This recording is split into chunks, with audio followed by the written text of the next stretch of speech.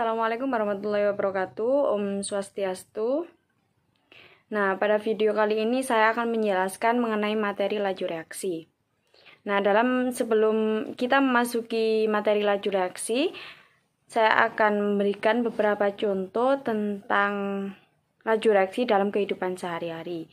Di mana dalam kehidupan sehari-hari itu banyak sekali reaksi-reaksi kimia yang memiliki kecepatan berbeda-beda, yakni ada reaksi yang berlangsung sangat cepat dan juga ada yang berlangsung sangat lambat. Nah, adapun reaksi yang berlangsung sangat cepat itu seperti petasan yang sedang dinyalakan, sedangkan reaksi yang berlangsung sangat lambat itu seperti pengkaratan besi.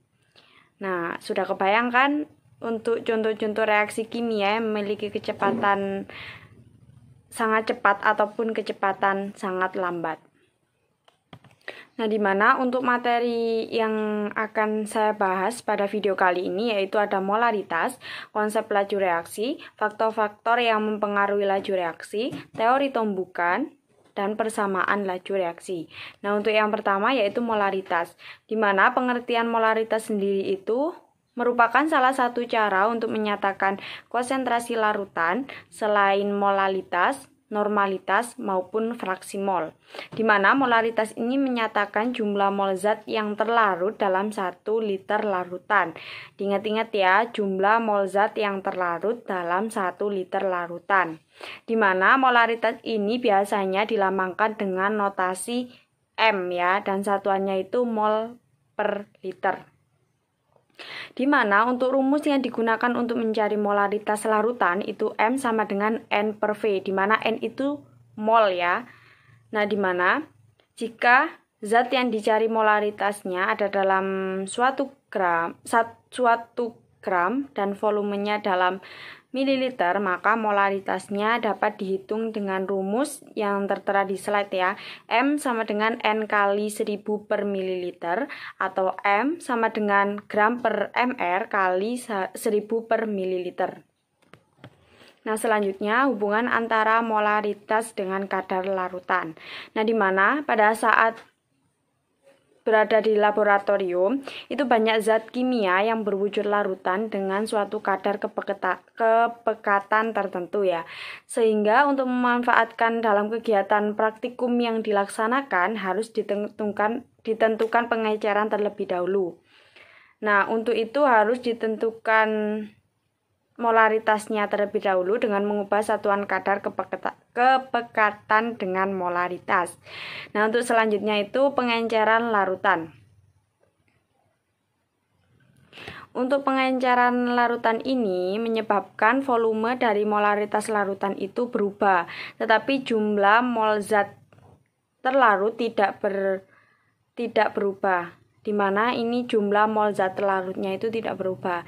Maka bisa dirumuskan V1 kali M1 sama dengan V2 kali M2. Di mana untuk V1 itu volume larutan sebelum pengenceran. Untuk V2 itu volume larutan setelah pengenceran. Untuk M1 itu molaritas larutan sebelum pengenceran, dan M2 itu molaritas larutan setelah pengenceran. Untuk yang selanjutnya yaitu konsep laju reaksi, di mana laju reaksi ini dapat dinyatakan sebagai laju berkurangnya reaksi dan laju terbentuknya atau bertambahnya produk. Nah, di mana untuk menentukan laju reaksi ini melalui percobaan dengan mengukur banyaknya reaksi yang dihabiskan atau banyaknya produk yang dihasilkan pada selang waktu tertentu. Untuk contohnya yaitu Mg bereaksi dengan HCl akan menghasilkan MgCl plus H2. Untuk selanjutnya, nah di sini apabila konsentrasi reaktan berkurang, maka laju reaksinya adalah berkurangnya konsentrasi R atau reaktan ya setiap satuan waktu. Maka untuk rumusnya bisa dirumuskan V sama dengan min delta konsentrasi R itu reaktan per delta T. Nah, di mana apabila produk bertambah, maka laju reaksinya adalah bertambahnya konsentrasi P atau produk ya setiap satuan waktu. Jadi kebalikan dari reaktan tersebut. Nah, untuk volumenya itu sama dengan plus delta konsentrasi P per delta T. Dimana untuk tanda min tadi itu artinya berkurang, untuk tanda plus itu artinya bertambah. Nah, untuk selanjutnya ini merupakan contoh dari konsep laju reaksi ya. Di situ ada reaksi 2N2O3 akan menghasilkan 4NO2 dengan O2. Nah, diketahui bahwa N2O3 itu berkurang dari 2 mol per liter menjadi 0,5 mol per liter dalam waktu 10 detik. Nah, berapakah laju berkurangnya N2O5 itu? Maka kita mencari rumus dengan ini kan berkurang. Jadi, untuk berkurangnya N2O5 itu volume V itu laju reaksi ya. Laju reaksi sama dengan min. Karena berkurang jadi min ya. V sama dengan min delta konsentrasi R per delta T. Nah, hasilnya yaitu 0,15 M per detik. Nah, untuk selanjutnya di sini ada faktor-faktor yang mempengaruhi laju reaksi. Nah, adapun laju reaksi dapat dipengaruhi oleh beberapa faktor, yaitu ada konsentrasi, luas permukaan, temperatur, dan katalis. Nah, di sini saya akan menjelaskan satu persatu ya. Untuk yang pertama yaitu konsentrasi, di mana konsentrasi reaksi ini semakin besar, maka laju reaksinya semakin cepat.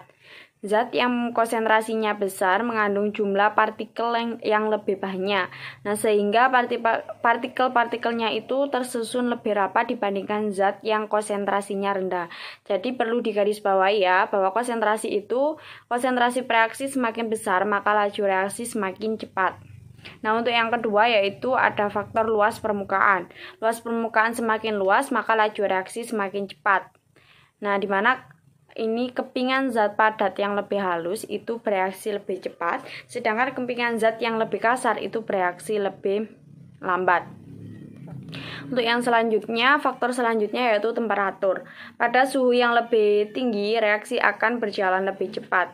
Nah, setiap partikel selalu bergerak dengan menaikkan temperatur, energi gerak atau energi kinetik partikel bertambah, sehingga tumbukan lebih sering terjadi. Dengan frekuensi tumbukan yang semakin besar, maka kemungkinan terjadinya tumbukan yang mampu menghasilkan reaksi akan semakin besar juga. Nah, untuk yang selanjutnya itu ada katalis, di mana katalis ini merupakan suatu zat yang berfungsi mempercepat terjadinya reaksi, tetapi pada akhir reaksi itu dapat diperoleh kembali. Nah, di situ ada gambar katalis ya, ada energi aktivasi. Yang warna biru itu ada energi aktivasi tanpa katalis, yang berwarna merah itu energi aktivasi dengan katalis. Untuk selanjutnya, di mana katalis itu dibagi menjadi dua, ada katalis homogen dan ada katalis heterogen. Di mana katalis homogen ini merupakan katalis yang sefase dengan zat yang dikatalis tersebut, seperti larutan besi, klorida pada peruraian H2O2. Untuk katalis heterogen itu katalis yang tidak sefase dengan zat yang dikatalis, jadi kebalikannya. Mana contohnya itu serbu MnO2 pada peruraian kalium klorat. Pembahasan selanjutnya itu ada teori tumbukan, dimana menurut James Brady 1990, tumbukan efektif itu merupakan tumbukan yang mempunyai energi yang cukup untuk memutuskan ikatan-ikatan pada zat yang bereaksi. Nah, dalam teori tumbukan ini, laju reaksi dipengaruhi oleh luas permukaan, bidang sentuh reaksi, konsentrasi, suhu, dan katalis. Nah, untuk contoh tumbukan yang menghasilkan reaksi dan tumbukan yang tidak menghasilkan reaksi antara molekul hidrogen H2 dan molekul iodin I2, seperti H2 bereaksi dengan I2 akan menghasilkan 2HI. Nah, di situ contoh dari teori tumbukan pada luas permukaan ya. Dimana di situ ada gambar, semakin luas permukaan bidang sentuh, maka semakin banyak peluang terjadinya tumbukan antar partikel. Nah, semakin banyak tumbukan yang terjadi, maka semakin besar juga terjadinya tumbukan efektif, sehingga laju reaksinya akan semakin cepat gitu ya. Nah, sebelum terjadi tumbukan, partikel-partikel itu memerlukan suatu energi minimum yang dimana disebut dengan energi pengaktifan atau energi aktivasi. Energi aktivasi ini merupakan energi minimum yang diperoleh untuk berlangsungnya suatu reaksi. Misalnya pada reaksi H2 dengan oksigen akan menghasilkan air. Nah, di situ ada gambar untuk reaksi antara H2 dengan oksigen O2 akan menghasilkan air.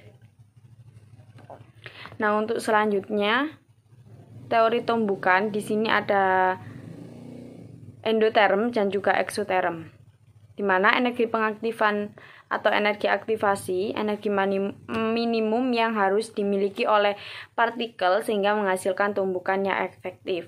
Nah, untuk reaksi eksoterm maupun endoterm ini memerlukan energi pengaktifan.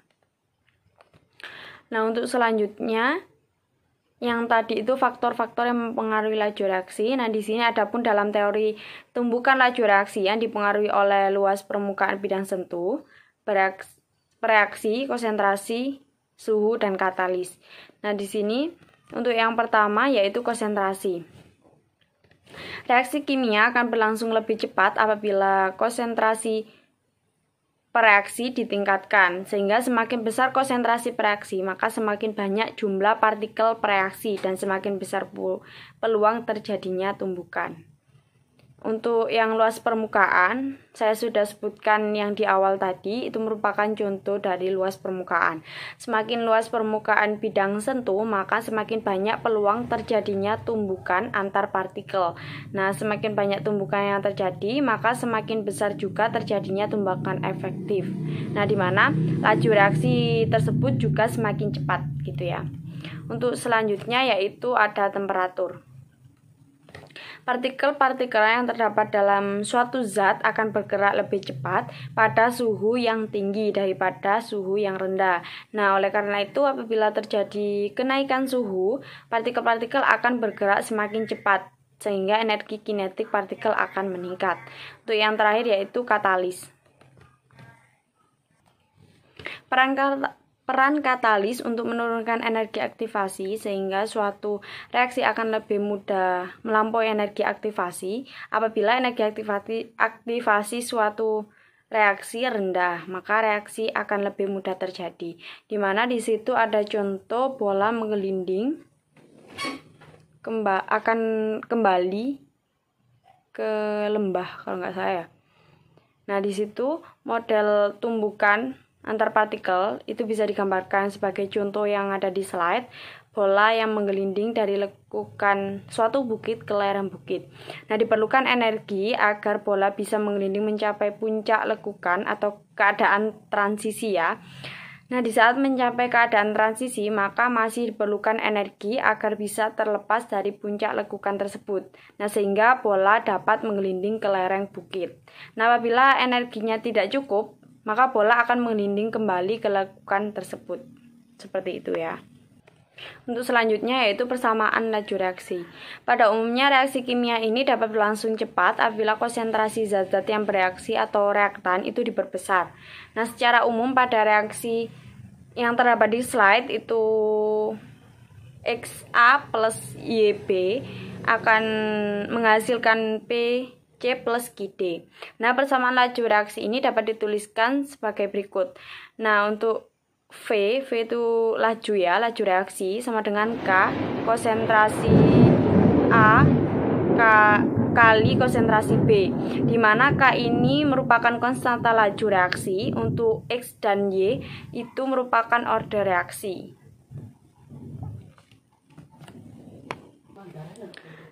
Untuk yang selanjutnya makna order reaksi. Nah, order reaksi ini menyatakan besarnya pengaruh konsentrasi reaksi pada laju reaksi. Nah, beberapa order reaksi yang umum terdapat dalam persamaan reaksi kimia beserta maknanya itu ada reaksi order 0, reaksi order 1, reaksi order 2, dan reaksi order negatif. Nah, untuk yang pertama itu ada reaksi order 0. di mana suatu reaksi kimia dikatakan mempunyai ordenol jika besarnya laju reaksi tersebut tidak dipengaruhi oleh konsentrasi pereaksi. Nah, artinya seberapapun peningkatan konsentrasi pereaksi tidak akan mempengaruhi besarnya laju reaksi. Nah, ini merupakan gambar dari ordenol ya. Untuk yang selanjutnya itu ada orde 1. Suatu reaksi kimia dikatakan mempunyai orde 1 apabila besarnya laju reaksi berbanding lurus dengan besarnya konsentrasi pereaksi. Dan dimana artinya jika konsentrasi pereaksi itu dinaikkan 2 kali semula, maka laju reaksi juga akan meningkat besarnya sebanyak 2 kali semula juga ya. Nah, adapun gambar orde 1 itu yang terdapat di slide. Untuk selanjutnya reaksi orde 2. Suatu reaksi dikatakan mempunyai orde 2 apabila besarnya laju reaksi itu merupakan pangkat 2 dari peningkatan konsentrasi pereaksinya.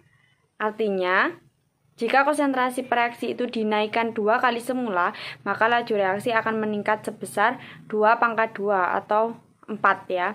Nah, apabila konsentrasi pereaksi itu dinaikkan 3 kali, maka laju reaksi akan menjadi 3 pangkat 2 atau menjadi 9 kali gitu ya. Nah, untuk selanjutnya itu ada reaksi orde negatif. Nah, suatu reaksi kimia dikatakan mempunyai orde negatif apabila besarnya laju reaksi berbanding terbalik dengan konsentrasi pereaksi. Nah, artinya itu apabila konsentrasi pereaksi dinaikkan atau diperbesar, maka laju reaksi akan menjadi lebih kecil, seperti itu. Nah, cukup sekian video kali ini, video tentang laju reaksi.